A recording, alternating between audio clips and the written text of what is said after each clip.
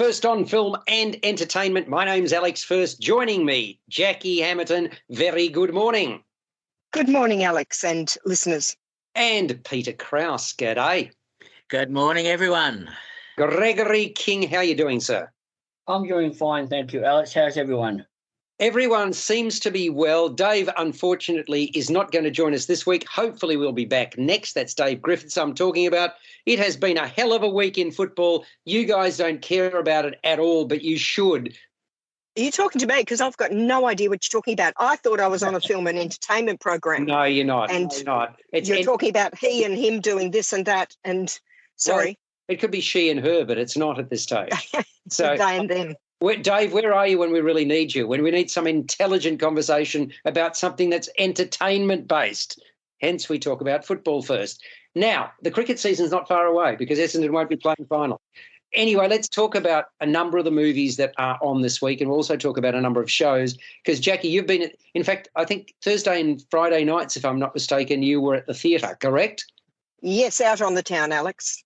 Out on the town. Well, that's it's a great place to be. I mean, you know, coming out of winter now, the nights are not so dark, and, well, they get dark later, and I can really feel that spring and summer coming along.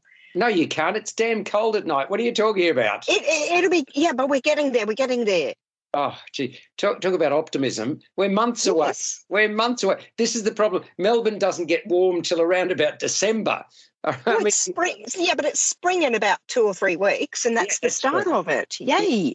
No, it's not the start of it. This is the thing is, if you think about summer in Melbourne, it lasts 4 months, doesn't it? Maybe December. If that, yeah. Yeah, if that, exactly. Let's talk about Good Luck to You, Leo Grande, which is, I suppose, the big movie, not only of the week, but for quite some considerable time. A lot of conversation about it because a bold move by Emma Thompson to make a movie like this, and it's received a lot of positive vibes and publicity. It's rated M. It goes for 97 minutes, and it's about this uptight, prim and proper middle-aged woman who has a beige sex life, and she hires a young, fit, handsome sex worker. So that is the starting point for this movie. Good Luck to You, Leo Grande. It showcases Emma Thompson as we have never seen her before. She plays Nancy Stokes, who is not the real name of the character. She enlists the services of a hot Irishman called Leo Grande, again, not the character's actual name. So basically this is after 2 years since her husband died. So she, and even in the 31 years of their marriage, their sex life, well, according to her, was mundane at best. She's a former secondary school religious instruction teacher. She's never had an orgasm. Nancy has now paid for a hotel room and she's taken to the minibar by way of Dutch courage. Still, she's a bundle of nerves. She's never done anything like what she's about to. In comes Leo, Daryl McCormack, quite the antithesis of Nancy. He's calm, he's confident, he takes the lead. It's his job to ensure she loses herself in the moment. But she has questions aplenty. Even though Nancy says she's looking for adventure, it takes a great deal to get her to relax and give herself over to Leo. So this movie, Good Luck to You, Leo Grande, takes us through a series of encounters between this pair. And that hits a sizable roadblock when Nancy presses too hard. Suffice to say that the movie is heavy on talk rather than action. But still, it's a big deal, as I said at the outset, that an actor of Thompson's standing has, inverted commas, exposed herself in a film like this. And I think she really magnificently captures the awkwardness that really is the hallmark of the character, her character, someone used to control who is way outside her comfort zone, Jackie. Yes, she certainly is. I mean, all of her, the conversation you're talking about and the question she asked, it's about delaying tactics until she's trying to keep control, and she's put herself in a situation where, I mean, she has placed herself there willingly, but she's put herself there where she is not comfortable and doesn't know how to handle it. So she does it her way, which is to ask questions and delay the inevitable. Well, it's not even inevitable because it doesn't have to happen. I think the point that you made is an important one. I mean, she has hired this gentleman to service her, so to speak, but she then when push comes to shove, seeing him in the flesh and, gorgeous body, all of that sort of stuff, she starts to second guess herself. And, is this really what she wants to do? Because it's so far, being this sort of prim and proper person, really, is it the right thing for me to do? She wants to do it, but she can't bring herself to do it, correct? Well, I think it's about even more than that. It's about her looking back at her entire life and seeing that she's of a certain age and she's come through an era where she has subjugated herself to her family, her husband, her children, her job, her pupils as a religious education teacher, and she's done everything she's expected to do by society. And she's reached this point where her children and her students and her husband, who's no longer with us, don't need her anymore, and she is now a person of her own standing. And who is she? She's not happy. She hasn't been a person by herself almost her entire life. And she's reached a crossroads in her life, and she wants to break out of that and discover who she is. But and have adventures and enjoy. Sure, but arguably she hasn't been happy for a long time. This is not new. Oh, totally. But because she's had the responsibilities, and because she is that person who, who performs her duties according to society, even her duties to her husband, that because of that, she hasn't seen a path to break out and be able to even share the kind of person she is with who she has to be. But now she's free to do that. And I think it's a very, very sad film because she wants to discover who she is, but it's turning her whole life upside down to be able to step out and do this and just take that first step. But see if this is the step that might get her there, perhaps. When you say it's sad, you could argue that it's something more than that. In fact, she turns it around, because if she didn't do this, the easy way would be not to do this. Correct? Oh, absolutely. I'm saying her life is sad. I'm saying it's tragic disappointment that all she can do is talk about the failure in her relationships with her children and the kind of people they've turned out to be. And all she can think in relation to lovemaking with her husband, how god-awful it's been for all her life. And she's simply put up with it. Well, I think to put it in those terms, if it's mediocre at best, I mean, it seems to be like it was an obligation almost, and that's kind of the way that I read it. Do you think? Sorry, go ahead. Comment on that. Oh, I'm just disputing the word mediocre. Oh, okay. Terrible. I said mediocre. I said mediocre at best. What I was going on to say, I think that this would relate to a large number of people, whether that be men, women, or otherwise. I'm saying that there'd be a lot of people who are stuck in a rut and would dearly love to break out, but they just can't bring themselves to do it. Would you agree with that? Absolutely, because they're abiding by their society's expectations and their own sense of responsibility to their duties. Absolutely. And I would love to see, I think a lot of women will go to see it because it's being promoted that way in the trailers as, a woman who's going through a sexual adventure. But I think it would be lovely to see a lot of partners going along to see it, male partners. And I did see some at the screening that I went to, and it was very well received, I think. Did you like it as a film? Very, very much. I think was it not written for Emma Thompson because she spoke. It was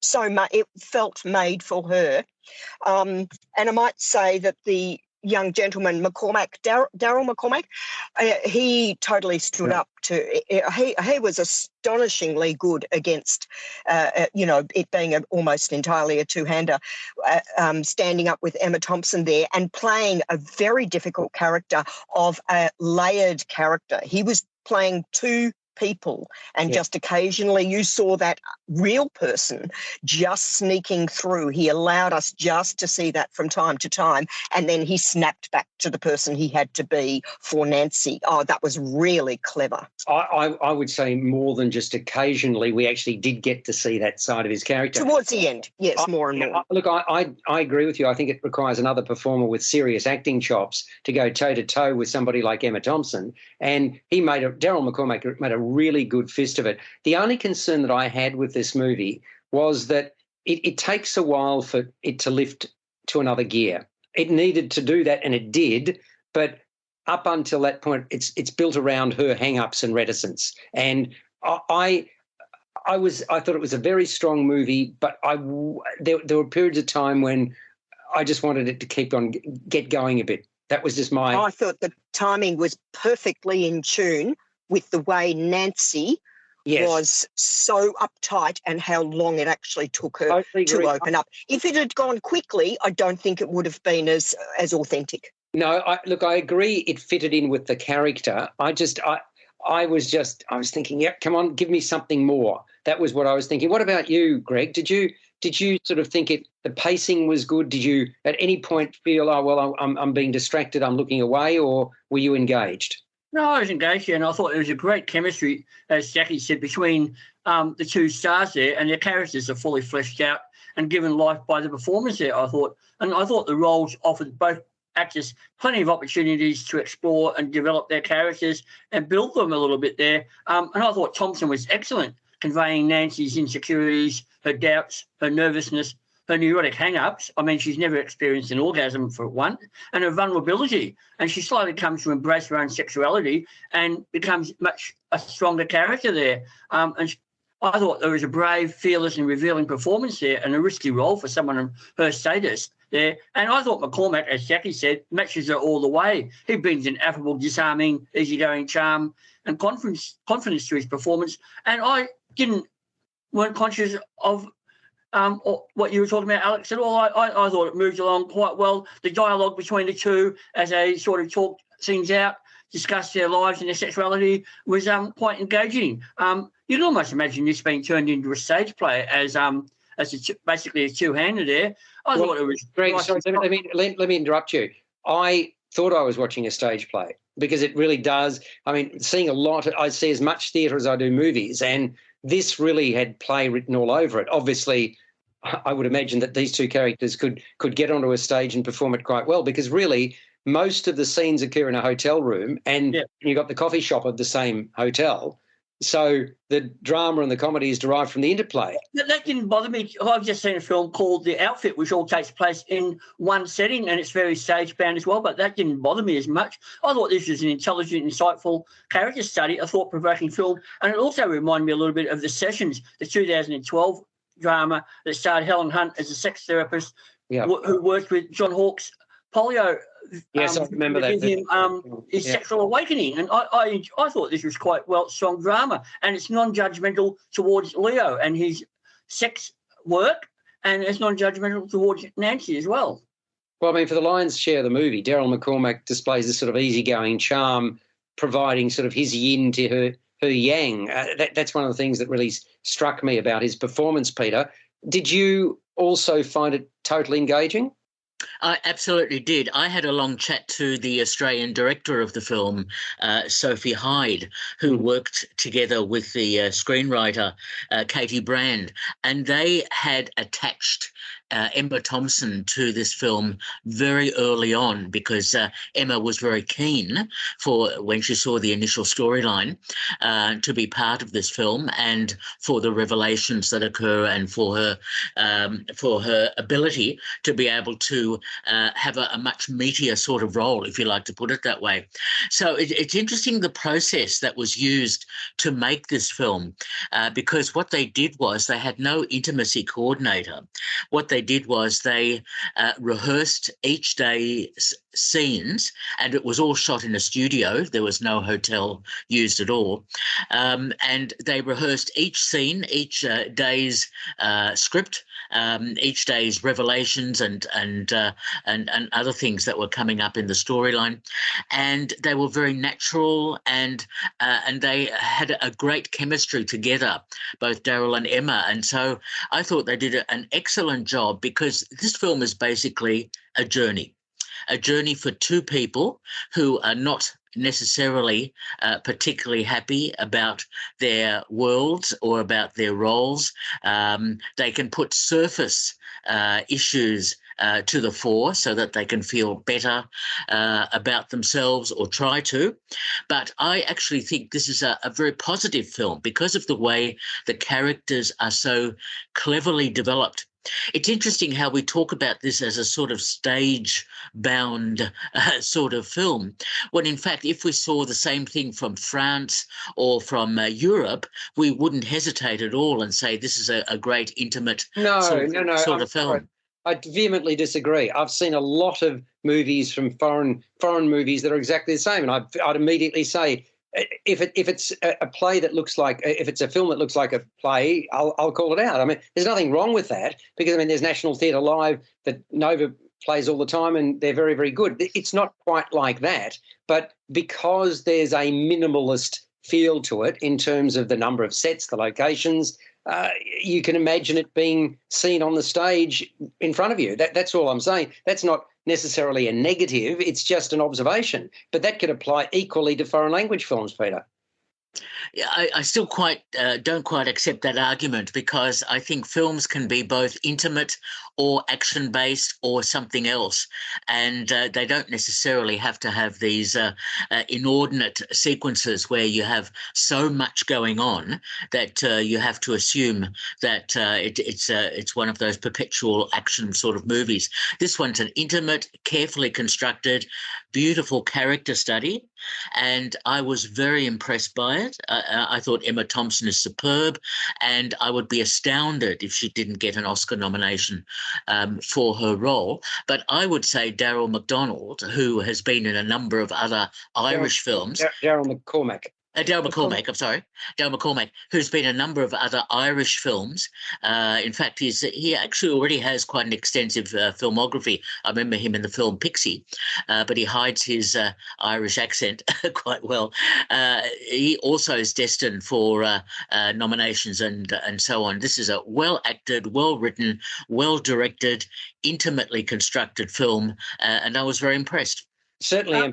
Just on that point about the Oscar nominations, there's a bit of controversy there that because the film has bypassed cinemas overseas, Emma Thompson may not get that Oscar nomination. That would be very disappointing. Yeah, I think I read somewhere where they have actually fixed that up so that because there's still some flexibility in terms of digital release and so on for the Oscars. Oh, that's good. I mean, there's no question that it's really empathetic, and I found it largely engaging as well. I thought it was very, very strong. I think your marks are going to be reasonably high. So let's start with you, Peter. Good luck to you, Leo Grande. M-rated, and it runs for 97 minutes. Sure. Very impressive film. I give it 8 out of 10. And we'll go to Jacqueline Hamilton. From me, for Good Luck to You, Leo Grande, 7.5 out of 10. And can I just make the point, I also thought it had a stage play feel about it, which neither bothered me nor just that. I thought that was absolutely fine. And what I think that does is really brings the actual dialogue to the fore, which I really enjoy. So if you don't have a lot of action going on and things to look at, you're listening more intently to very clever and well-built and developed dialogue. And you, Gregory King. Yeah, I agree with what Jackie said, that the limited setting gives it more of an intimate feeling rather than that stage-bound feeling. And I'm going to give it 7 to 7.5 as well. And I'm giving it a 7.5 as well. So, I mean, it's interesting because, Jackie, the way you were talking, I was expecting you to give it a higher mark than that. The question without notice, as most questions to you are, why would you not have given this a higher mark? I'm not sure, Alex. That was just the score I gave it. That's how I feel about it. Just instinctive. No, that's fair enough. Okay, well, look, let's move on to the next movie, which is Girl at the Window. So you have got a troubled teenager called Amy, played by Ella Newton. Her father died when he fell down a disused mine shaft while bird watching with Amy a couple of years ago. So she was in close proximity. She blames herself. She's still having nightmares about it. Since the accident, looking for a fresh start, Amy's mum, Barbara, played by Rada Mitchell, has relocated the pair to the outskirts of an Australian country town. I don't think we know which state it's in, do we, boys and girls? It's all got the history of the gold rush there. Oh, of course it does. Sorry, you're quite right. Very good. Thank you, Greg. Mum has also become friendly with the next-door neighbour, Craig, played by Vince Colosimo. But her mum's views about Craig do not coincide with Amy's, who believes he's a serial killer who's been abducting local girls. And she comes to that conclusion after hearing a scream and faithfully noting down the times that a van with its lights off appears outside his house in the middle of the night. So this girl never sleeps. I'm not sure how she wakes up to go to school in the morning, but there you go. She becomes obsessed with unearthing the truth. The mother is dismissive, as are the local police. All feel that Amy's fixation and episodes relate back to the trauma of her father's death. She's got a best friend called Leanne, played by Karis Kalani Oka, and the best friend is far from convinced by Amy's truth, in inverted commas, either. But there's definitely something sinister going on next door, only it is not what Amy had imagined. That is Girl at the Window. Look, my take on this, Greg, is that credibility is thin. It is a thriller. It's been written by Terence Hammond and Nicolette Minster, directed by Mark Hartley. I reckon it's a thin midday telly movie. What do you think? Look, Mark Hartley is a sort of jab hand at this kind of thing. He sort of knows the tropes of this exploitation genre there. But I think it missed the mark a little bit there.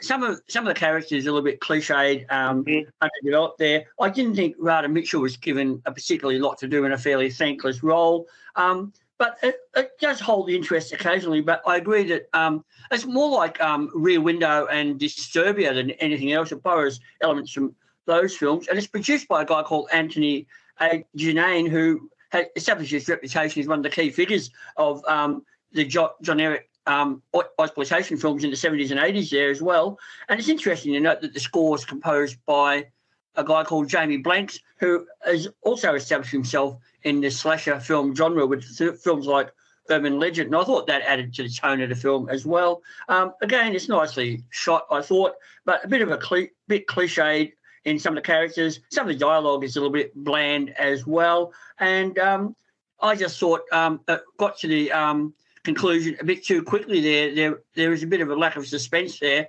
And the conclusion was, I thought, very disappointing. Yeah, well, for a couple, supposedly, they're supposedly still mourning the loss of their husband and father, respectively. So Amy and Barbara, I thought they were surprisingly blasé, Peter. I can't say that the supporting cast generally moved me either. If I had to pick out one cast member who at least gave me a little bit of a smile, it'd be Karis Kalani Oka as the sassy Leanne. I thought the whole thing basically was, apart from her, was really acting by the numbers, and no one here is going to win any awards, are they? No, but this is a genre piece, and we don't make that many genre pieces in Australia as thrillers sort of go. And Mark Hartley, as Greg quite rightly says, is a dab hand at these genre films. Of course, because Mark also did Not Quite Hollywood and Patrick, etc. This film was shot fairly quickly, and it had a script, when I spoke to Mark Hartley, that was pared back considerably because of COVID restrictions and so on when the film was shot, and they only had Rada Mitchell for a very limited period of time. And they were particularly keen to have her because they want to sell the film overseas. Look, this is an average, adequate thriller. It is a little bit by the numbers. Sorry. So, Peter, average, adequate. Good golly. Are you going to hit this with a wet lettuce leaf, are you? Sorry, lettuce leaves are too expensive, so maybe it's a bit of cabbage now. Boiled cabbage. All right.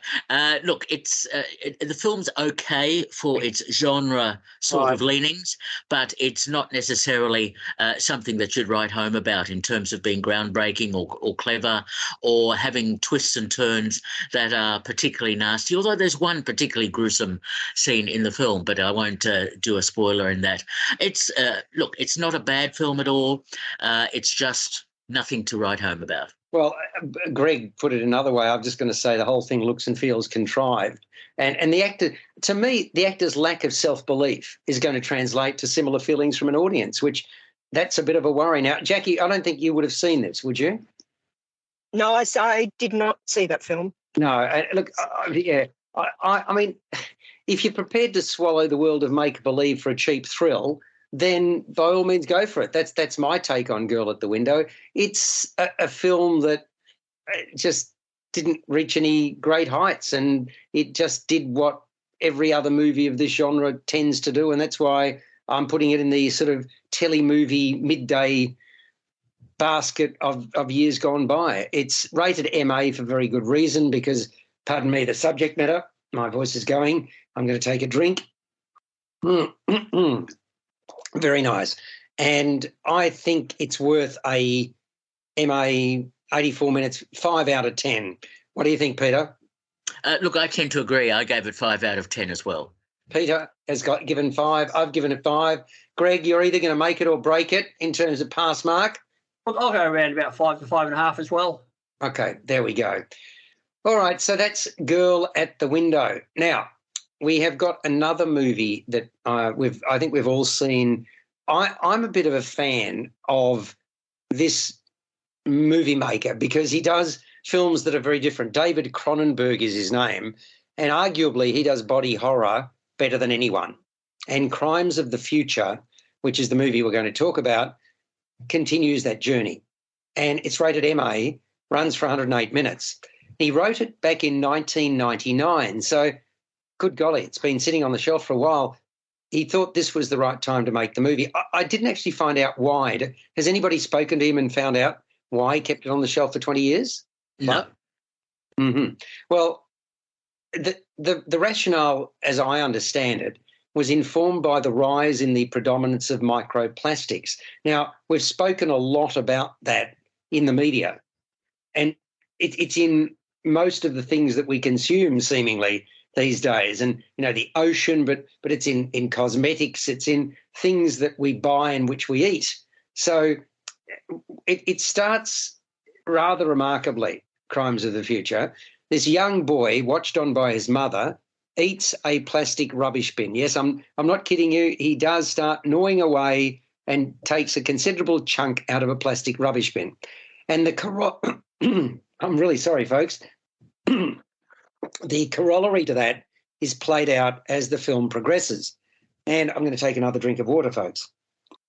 While you're drinking, Alex, I'll mention another girl. I know it's interrupting you talking about a different one, but can I also mention another girl at the window, which was the doco, The Princess, about Princess Diana. I'm just going to say that so you can drink your water and get your voice back.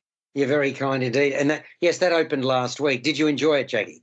Very, very much, to the point where it's simply archival footage, but put together in a very skilled way, and to my astonishment, left me literally in tears at the end. Very nice, excellent. Thank you. So just mentioning it, that's all. Giving you a chance. You got your voice back. Now temporarily, I think at the moment it's gone again. Right. Having said that, I mentioned that the corollary to this young boy plays out as the film progresses. And in Cronenberg's Brave New World, physical manifestations of pain are a thing of the past. Although fated performance artist Saul Tenser, played by Viggo Mortensen, is different. His body grows new organs regularly, and they're considered tumorous. So they're removed by his fellow artist and his lover, Caprice, played by Léa Seydoux, who's a former trauma surgeon. To take this one step further, the surgeries performed on Tenser, that surgery that is performed on him, is considered the new sex, so a major turn-on. He sleeps in a specially constructed, computer-controlled, womb-like bed It's known as an orchid bed. And you've got skeletal hands monitoring his pain and keeping him comfortable while he sleeps. He also has trouble swallowing food, which he consumes with effort from a skeletal chair known as the breakfaster. So you've got the orchid bed, you've got the breakfaster, you've also got surgical devices. All of these are maintained by a pair of technical experts. Things don't always work. And one of them is called Router, played by Nadia Litz, and the other one, Burst, by Tanaya Beatty. And they seem to enjoy what they do. So one day, Tensa and Caprice, the lovers and the performance artists, who are both revered for their remarkable public surgical shows, turn up the door of a sleazy back office. And the sign on the door reads National Organ Registry. It's an unofficial body which discreetly tracks new organ growths. And it's run by career bureaucrats Mr. Whippet, played by Don McKellar, and Timlin, Timlin, Kristen Stewart. Both of these people greatly admire Tensa, the performance artist. Also seeking him out is a man called Lang Detrice, played by Scott Speedman, who's the father of the boy that I mentioned at the start of this review, the one who eats plastic. And Detrice himself only consumes silver foil-wrapped, purple-coloured candy bars. Well, the mystery does deepen, but it does come together, fortunately, as Crimes of the Future reaches a climax. Along the way, of course, there are more surprises. There are three words that I'd use to describe it. It's sinister, it's fascinating, and it's disturbing. So you can't say there isn't food for thought, both literally and figuratively. But you do need to concentrate to follow the narrative, to sort of get threads in your head and be prepared for what comes next. It speaks about the world that's evolved, where technology is playing an increasing part. The question must be asked, though, is it for the greater good? Well, technology is here to stay and it'll continue to evolve. So what does this say about the future, Peter?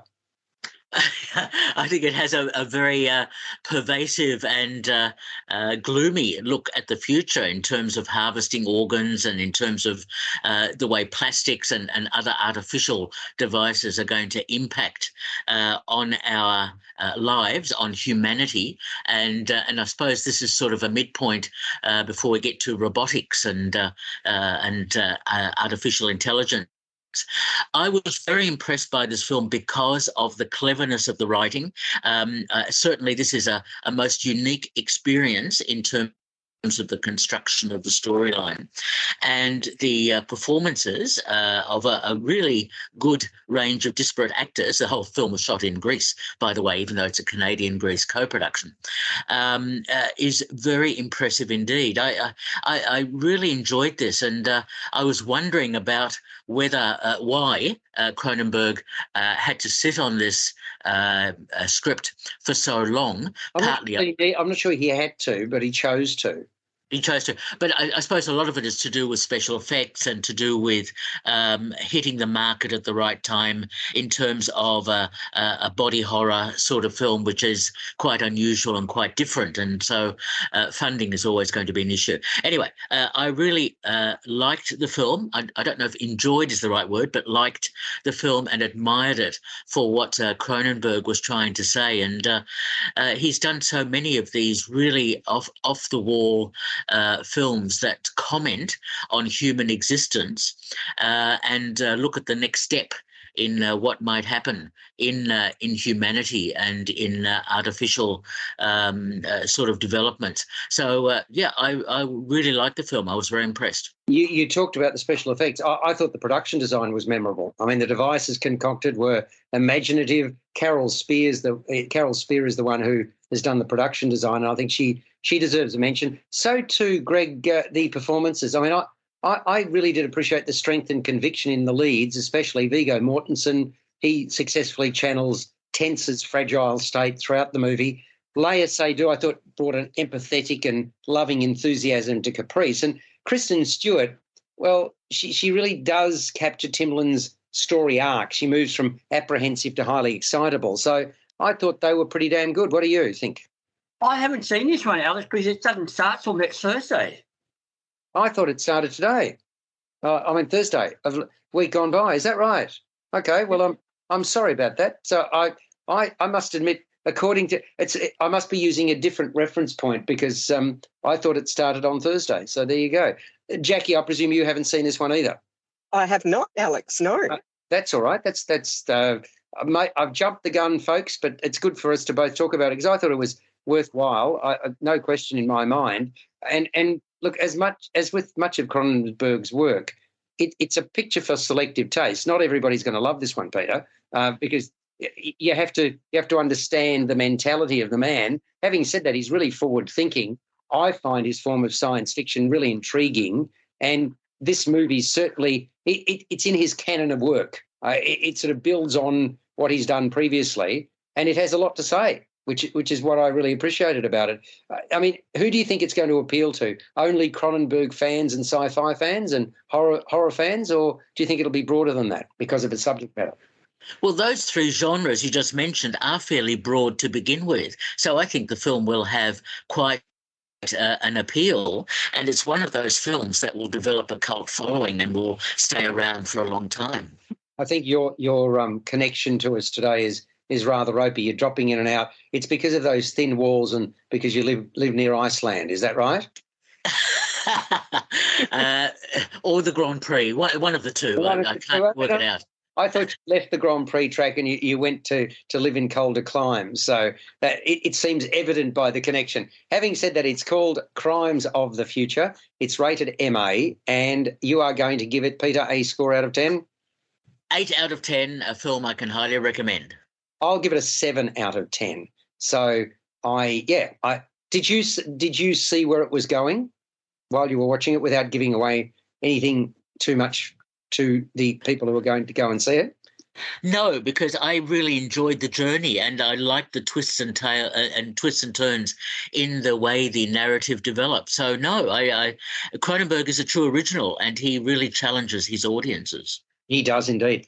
Now, Jackie, you have seen 2 plays this week, or one musical, one play, both of which I've seen. So let's talk about them.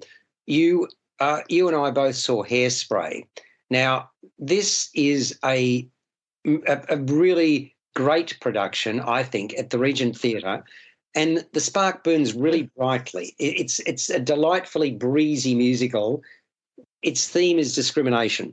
So it's colourful, it's dynamic. You've got toe-tapping tunes, you've got smooth moves. The dancing is really spectacular, and a stellar cast with a lot of talent.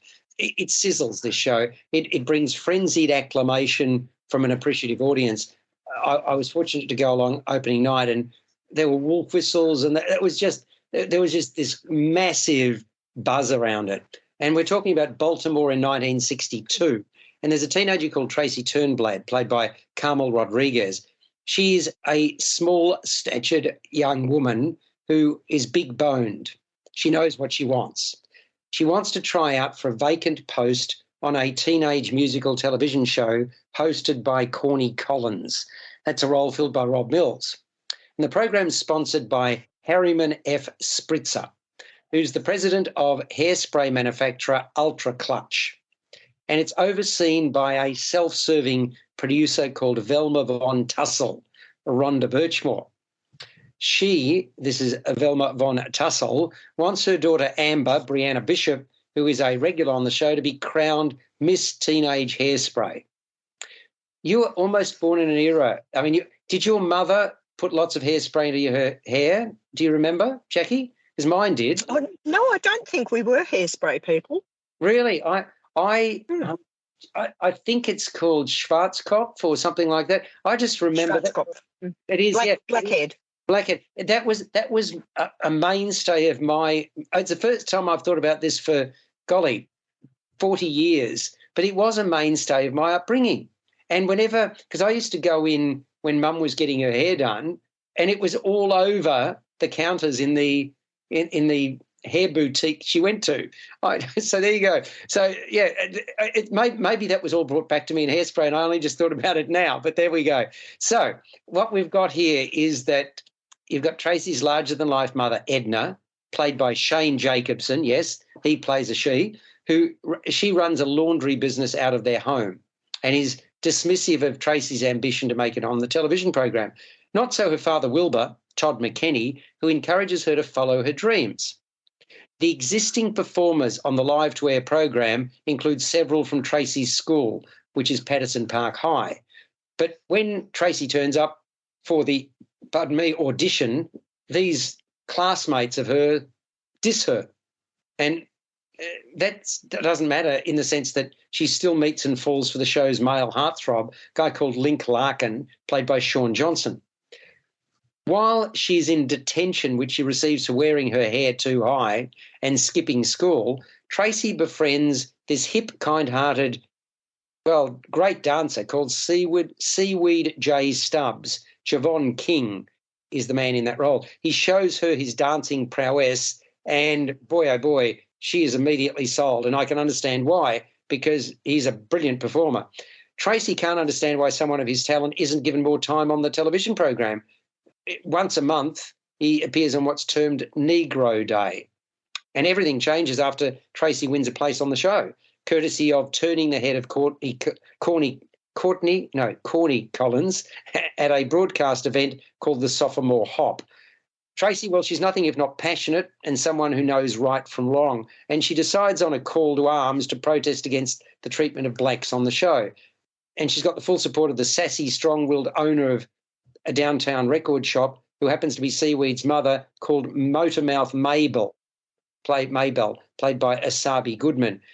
I just thought it was really impressive. It's an uplifting musical. It's not for naught that it won 8 Tony Awards, including Best Musical. This is the original Broadway production. We've seen this in Melbourne before. It opened at the Princess Theatre in 2010, but that wasn't, to the best of my knowledge, the original Broadway production. It was a different show, and this one goes back to its roots. So this message of inclusiveness that it has continues to resonate, remains just as relevant as when it first appeared in a 1988 movie written and directed by John Waters. What did you think of it, Jackie? Hairspray. Yes, the themes obviously are still relevant, and not surprisingly, things in society do move slowly. The inclusiveness is the other of, body image and racism are still relevant, as are other things today that we're trying to open society up about. However, I didn't leave with a great impression of an enormous depth to this. It is light and bright and fun, breezy, funny, uplifting, and it's a little bit fairy floss. I didn't have a deep emotional connection with what was going on, and leave the theatre feeling I needed to think about this, and no. So it was fun, and also you haven't mentioned the films. Of course, we're familiar with it, with the storyline through all the films. So I did mention that. It started. Oh, sorry, I must have just tuned out. Yeah, no, I mean, there's been 2 movies made, but the first one was 1988, and it was written and directed by John Waters. But what I was going to say, Jackie, it was written more than a couple of decades ago, and I think the message from it is very strong about discrimination, and but it's packaged in a light folio but it doesn't take away from what's behind it. It's not disguised. It's certainly out there, and again, it's interesting when you hear the word Negro Day, and how, of course, it makes your skin crawl. I mean, it made my skin crawl that this was even discussed. And I think that's all it takes. It doesn't need to be hit over the head. And I think it works exactly for that reason. Oh, I'm not saying I wanted to be hit over the head, but I'm giving you my honest opinion. And I agree with you about the cast. Each individually was outstanding. I think I expected Shane Jacobson as Edna, the mother, to be a little more upfront and, full on and sort of centre of attention. He was. He absolutely. No, he wasn't. No. The production allows Tracy to take the centre stage. I thought he was incredible vocally. Did you know he was that good a singer? No, he's very impressive. Yeah. He could really hold a tune. And I loved the little gameplay between him and Todd McKenney that was as they had their little romantic moments. I thought the little nod to the audience was totally delightful and totally in keeping with the way that that sense of humour came across. Yes. Oh, you're right. That duet in the second act, it is one of the many highlights of the piece. I actually think the talent is really strong there. We could go through each of them, but vocally, and I thought Shane was vocally and comically. I mean, both he and Todd McKenney takes a smaller role here as well. Rob Mills, I thought he was ideally suited to the role of TV host Corny Collins, and Rhonda. He has a magnificent cheesy smile, does he not, Rob Collins? I agree. I totally agree. Oh, sorry, Rob Mills. Yeah. And Rhonda Birchmore, she really revels as this mean-spirited Velma, and Brianna Bishop sort of channels her narcissistic daughter with ease. But it wasn't Asabi Goodman. She was terrific as Motormouth. And I've already referenced Javon King. What a natural graciousness and a great. I mean, he was the standout dancer for me. He danced like molten metal, like lava. He just kind of Fred Astaire, modern incantation. I agree. I mean, it's like a look at me performance. You're thinking, oh my God, your jaw drops, and it's funny because I'm not saying the others were bad; they weren't. But it's kind of like if he went for a job interview alongside all the others, they'd put a crown on his head after 10 seconds. Magnificent. Yeah. And also talking about the dancing, individual styles, Mckenzie Dunn as Penny Pingleton, Tracy's best friend, she just kept herself in chewing gum character. Even when she was dancing, she was doing the very slightly off-kilter, goofy style without stealing the show. She managed to keep us thoroughly entertained on the sidelines there too. She had a great character. Totally agree. And in fact, it's funny because I sort of reckon she made the most of every scene that she was in, not a line wasted. So original direction, Jack O'Brien, playing at the Regent Theatre. It is a very, very fine production. Hairspray. We've got time to talk about the Alex, can I quickly ask a question? You can. Why in Hairspray and all the incarnations I have seen, a previous stage production and the film version with John Travolta, why is Tracy's mother always played by a male actor in drag? I don't have a complete answer for you, but what I can say is it really works. I mean, that's a good enough reason to do it. And it really works, and that's all I've got for you. I don't know. Maybe there's something online that I can give you an answer to that next week. But good question. Anna Kay is on at the Malthouse, and by their very nature, if you think about human relationships, they're messy. So the vast majority don't hit the headlines, but if you're a public figure, you're considered to be fair game, and that's the case with a 44-year-old television anchor called Anna Kay. It's Kay, played by Carolyn Craig. She starts trending and is slut-shamed when she takes up with a 27-year-old SAS soldier called Lexi, played by Callan Coley. Their relationship began after she interviewed the whistleblower, that's the SAS soldier, who witnessed abhorrent behaviour from his superiors in Afghanistan. Anna subsequently walked out on her husband, who's a surgeon, his name's Jonathan, and their 10-year-old son, Harry. We don't see either of them, but they're frequently referenced. And Anna maintains she's never felt the kind of love that she has for this soldier, the 27-year-old Lexi. He reciprocates Anna's feelings, having broken up with his fiancée to be with her. And the pair want to be free to pursue their relationship without scrutiny. That is not going to happen. After a short interlude during which they greatly enjoy each other's company, Anna is due back at work the following day. She's actually preparing to break a really big and important story. As I say, she's a television anchor. And then social media goes haywire, exposing Anna's dirty secret.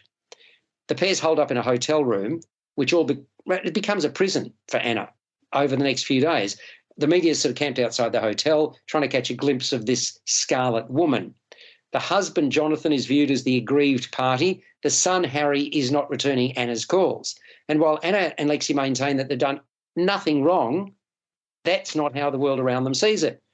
By far the harshest judgment is being passed on Anna, who's having a major meltdown. The consequences of the choice that she's made, both for her mental health and her career, are momentous. Really thoughtfully conceived and written by Susie Miller, Anna Kay, just the letter K, well directed by Carissa Liccardello, and the tension, which is ratcheted up as the screws are tightened, was palpable throughout. The focus is primarily on Anna, and that focus is razor sharp. I thought Caroline Craig was outstanding as the defiant centrepiece, becomes a nervous wreck. She's adept at displaying the range of emotions that come with the territory. And Callan Coley impresses too. Measured performance as Anna's more naive lover, who has a revelation of his own to share.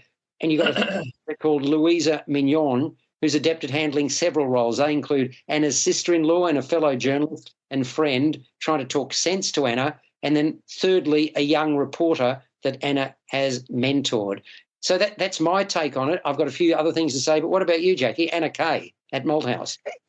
Yes, absolutely. Again, it is a credible and very contemporary story. I thought Carolyn Craig was superb, and it brought to mind the picture of Dorian Gray recently. Yes. Certainly this was mostly a two-hander, but she dominated, and it was certainly the tension explodes at the end. It certainly builds and then it does explode. I thought it's funny to say it, but I thought the lighting was brilliant. It allowed us to see the passage of time, which helped build her character, because we could see that this is the way she was heading as it escalated through the lighting. I thought that was very, very clever. It's funny. That was my next comment. I reckon it's striking. It's the work of Paul Jackson, plays a vital role. And did you know, Jackie, that somebody's coughing away, is inspired by Leo Tolstoy's Anna Karenina, which was published in 1878. But is that not just along the theme of women being judged harshly? Yeah. But unlike Tolstoy, which is only a small part of his. Well, the writer here, Carissa Liccardello, was interested in a feminist interrogation, and she skillfully navigates that. She turns the spotlight on passionate expression as a force for destruction, and that's really a response to societal shaming along gender lines. And I mean, if I ask this question, just how far have we moved in acceptance of a woman's right to choose to plot a path that she believes is true to herself? And that's what this is about. You be the judge. You please, folks, go and see Anna Kay. It's a searing reflection of the modern world writ large, and it's on at the Maryland Theatre at Malthouse Theatre. I thought the conviction behind it was compelling, as is the piece itself. Would you recommend it, Jackie? Well, I would, but not generally and widely and broadly. However, it was a skilled production. Why not? Don't think it's a wide audience kind of production. Fair enough. But it was well done. I'll just put it like that. Fair enough. Well, what a theme to carry on from Good Luck to You, Leo, Grande, and Hairspray, as discussed. Exactly. Now we've got to go. Even The Princess that I mentioned, but there you go. Women being judged. We've got to go, folks. We're over time, so I apologise. Thank you, folks. Catch up next week. First on Film and Entertainment. Thank you all. Farewell for now.